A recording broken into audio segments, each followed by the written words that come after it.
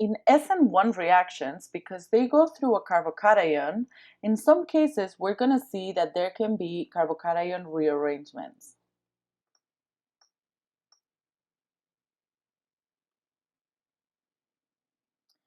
One example of that is here. So what you see is that in the reaction, so you do a substitution reaction, and what you would expect is your nucleophile to end up at the position where your leaving group was, like we see in this product right here.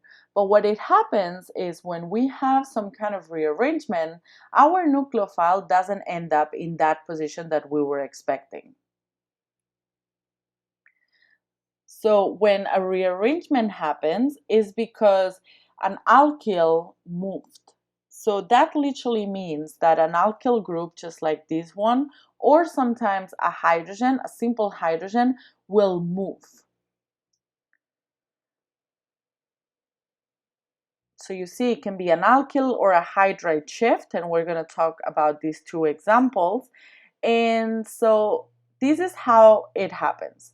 So we have that methyl right here that will shift just like that. It will shift towards the right. And so we will end up with a carbocation in that tertiary position. And so that's more stable. So this methyl should be right there, right? So that methyl shifts towards the carbon on the right. And so we went from a less stable carbocation, a secondary carbocation, into a tertiary carbocation that it's more stable. So right here, right? The CH3 ends up there. And so now we have a tertiary carbocation that it's more stable. So if the reaction were to happen as we usually would expect it with an SN1, we would have the leaving group right here. It will leave, it will form a carbocation, and then the nucleophile will come and attack and will give us the nucleophile where we expect it. However, when there is a methyl shift, just as this one right here, that methyl will move towards the right to go from a secondary carbocation into a tertiary carbocation, and that's a more stable situation. Okay, so here's one example. In this example, we have the Br, that is the leaving group that is going to leave. And so when that Br leaves, that will give us this carbocation. This carbocation is not the most stable carbocation possible. So what will happen is that there will be a hydride shift. Okay, how do you know when there is a hydride or an alkyl shift? So a hydride is when a hydrogen literally moves, or an alkyl is when a CH3 literally moves. How do you know if one case happens or the other? So moving a hydrogen takes much less energy than moving a CH3. So that's why the hydrogen will be the first one to move. If a hydrogen cannot move, then it's when we have alkyl shifts. So in this case, we have the H that will move right there and will give us the tertiary carbocation that is the most stable carbocation. And so at this point, now the nucleophile, in this case the water can come and attack and give us the final product. That it's not the product that we were expecting, because we were expecting the nucleophile to attack that carbon right there, because it's the carbon that has the Br. So here we have some examples. Let's look at them one by one. So the first thing that I want to say about this type of questions is that you will never be asked to give the product that results from this reaction. They will tell you, this is happening, please tell us why. And so the first step in this reaction, we don't have a good leaving group here, so we're gonna make a good leaving group. The way we do that is the lone pairs on the oxygen will pick up the H from the HBr. So that will give us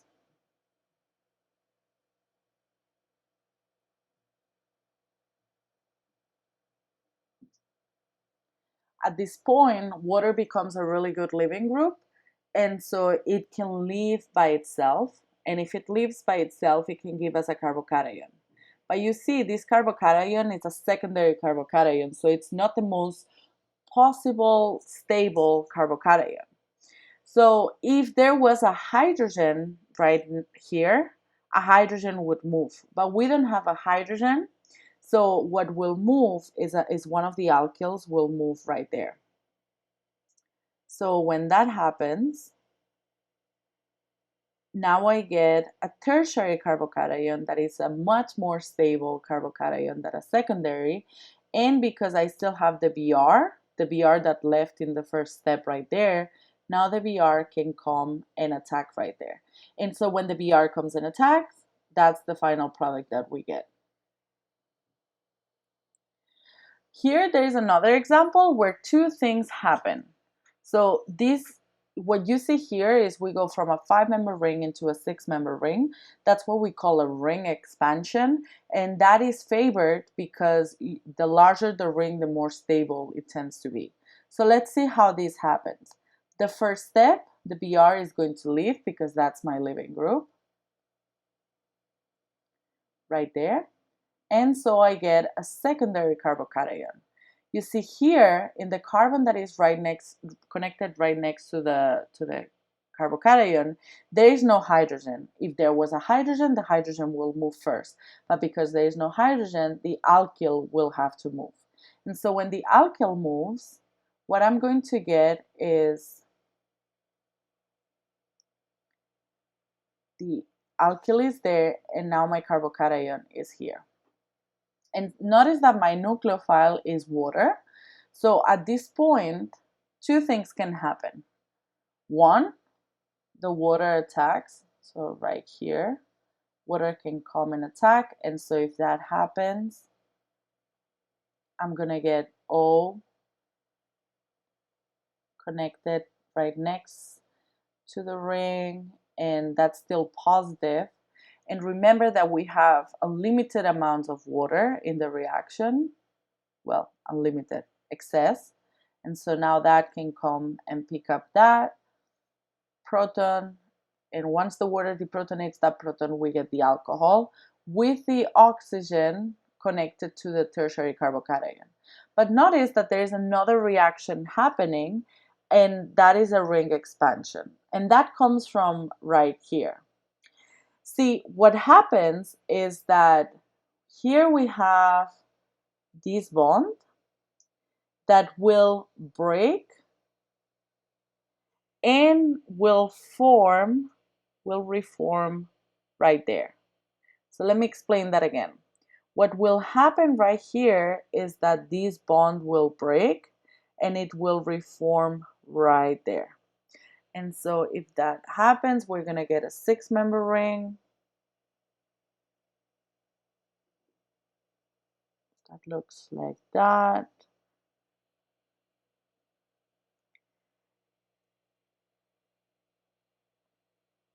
And so now we have a plus right there, because that's where, here is where we lost our carbon, so that's why we have the plus.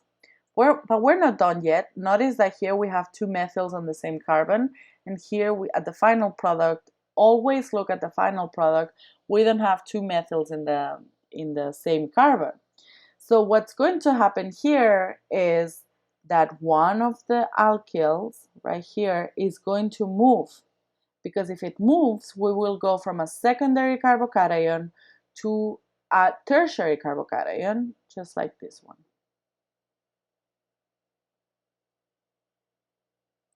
So I have a methyl here, I have another methyl here, and now I have, sorry, let's just erase that, because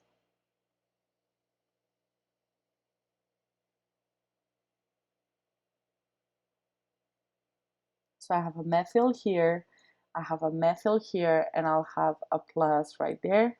And so now I have the water that can come and attack, and so that will give us OH minus right there with a plus. and we still have the methyl there. And when another molecule of water comes in the protonator, it will give us this product, the final product. Let's look another example. So before we saw a ring expansion, and now what we're seeing is a ring contraction.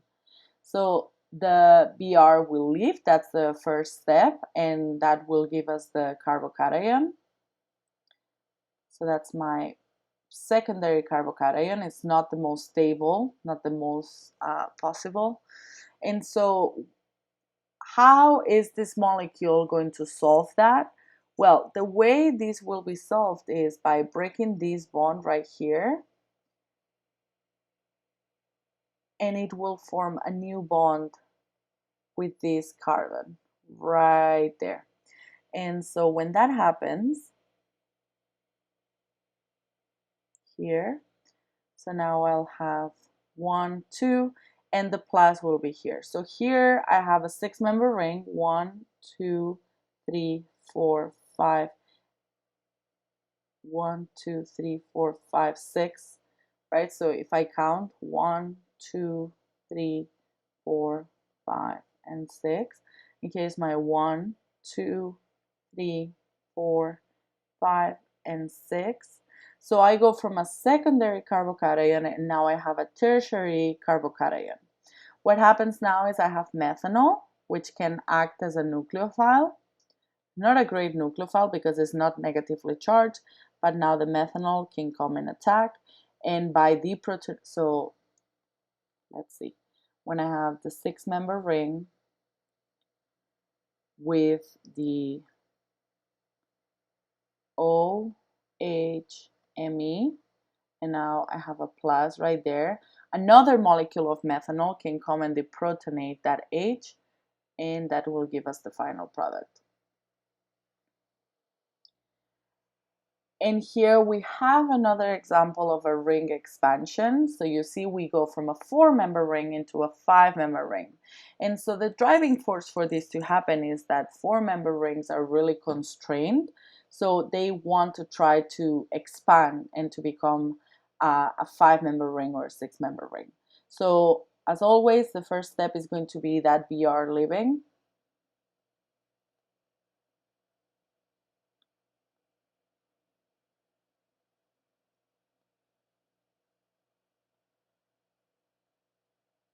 Right there, giving us a secondary carbocation. And when that happens, because this molecule wants to expand, so you see, notice that in the final product, I still have that CH3, and that CH3 is still there. So we go from a 4-member ring into a 5-member ring. There is a methyl hanging from the 5-member ring. So what needs to happen is that a new bond needs to form right there. So this bond must break. When that happens, I'm going to get